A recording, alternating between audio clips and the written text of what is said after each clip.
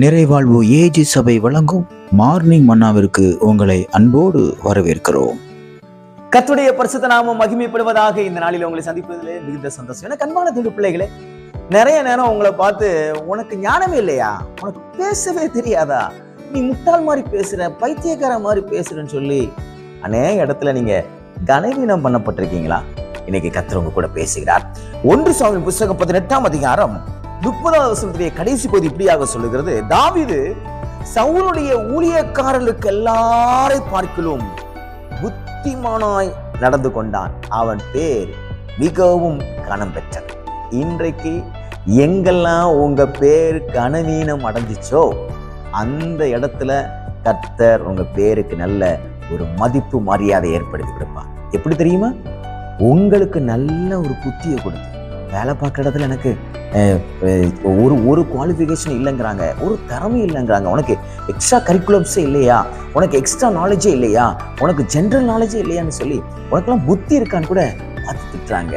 எல்லாருக்கும் மத்தியிலும் ரொம்ப நான் அவமானப்பட்டு போயிருக்கிறேன், எனக்கு சரியான அழகு இல்லை, எனக்கு சரியான உடல் பலன் இல்லை அப்படின்னு சொல்லி நீங்க ரொம்ப ஒதுக்கப்பட்டு உங்களை ரொம்ப கூனி குறுக வச்சிருக்காங்களா, ரொம்ப அவமானப்படுத்திருக்காங்களா?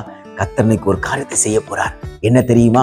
எப்படி தாவீதுடைய ஊழியக்காரர்கள் எல்லாரையும் பார்க்கலும் இந்த தாவீதுக்கு கர்த்தர் ஒரு விசேஷமான ஞானத்தை கொடுத்திருந்தாரோ, விசேஷமான புத்தியை கொடுத்திருந்தாரோ, அதே புத்தியை உங்களுக்கு கொடுத்து புத்திமானாய் நடக்க வைப்பார். எனக்கு அன்பான தேவ பிள்ளைகளை, மற்றவர்கள் பார்க்கும் பொழுது என்ன இவன் ரொம்ப டிஃப்ரெண்டா யோசிக்கிறான், எப்படி வந்துச்சு இவனுக்கு இந்த ஞானம், எப்படி வந்துச்சு இவனுக்கு இந்த தைரியம், எப்படி வந்துச்சு இந்த ஐடியா, இவனுக்கு எப்படி வந்துச்சு அப்படின்னு சொல்லத்தக்கதாக கர்த்தர் ஒரு ஆச்சரியமான காரியத்தை இந்த நாளில உங்களுக்கு செய்வாராக.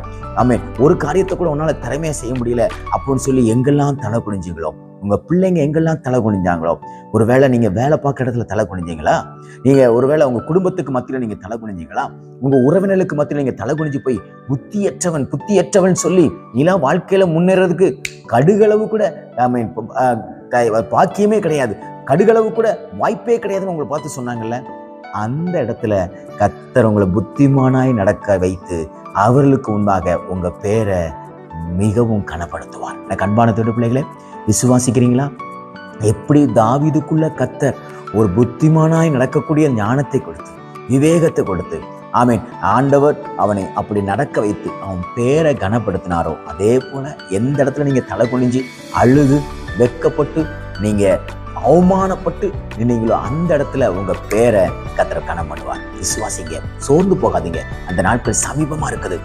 உங்க பேர் எங்கெல்லாம் டேமேஜ் ஆச்சோ, உங்க குடும்பத்துடைய பேர் எங்கெல்லாம் டேமேஜ் ஆச்சோ அந்த பேரை கர்த்தர் இந்த நாள்ல அவர் கனம் பண்ணுவார். அப்படி என்றால் உயர்த்துவார், மரியாதைக்குரியதாக மாற்றுவார். விசுவாசிங்க, இந்த நாள் நீங்கள் கர்த்தரிடத்திலிருந்து அற்புதங்களை பெற்றுக்கொள்கிற நாளாய், உங்கள் பேருக்கு கனத்தை பெற்றுக்கொள்கிற நாளாய், ஒரு மதிப்பு மரியாதையை பெற்றுக்கொள்கிற நாளாக தேவன் மாற்றிக் கொடுப்பாராக. God bless you.